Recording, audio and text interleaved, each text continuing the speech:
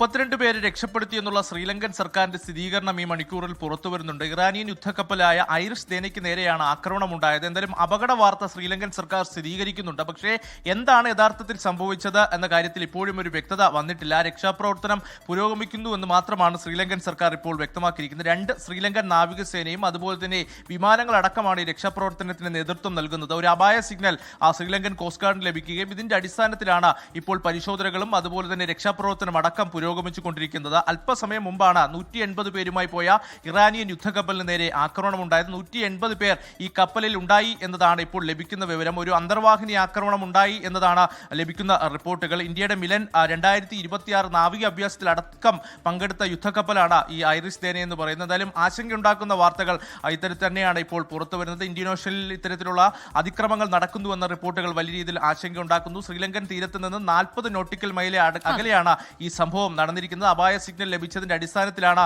ശ്രീലങ്കൻ പരിശോധന നടക്കുകയും ഇപ്പോൾ 32 പേരെ രക്ഷപ്പെടുത്തിയുള്ള സ്ഥിരീകരണം റിപ്പോർട്ടുകൾ ലഭിക്കുന്നത്. എന്തായാലും ഇവരെ ആശുപത്രിയിൽ പ്രവേശിപ്പിച്ചിട്ടുണ്ടെന്നും ബാക്കിയുള്ളവരെ കണ്ടെത്തുവാനും അതുപോലെ തന്നെ പരിക്കേറ്റവരെ വേണ്ട ചികിത്സ നൽകാനുള്ള നടപടിക്രമങ്ങൾ പുരോഗമിക്കുന്നു എന്നതാണ് ശ്രീലങ്കൻ സർക്കാർ ഇപ്പോൾ വ്യക്തമാക്കിയിരിക്കുന്നത്.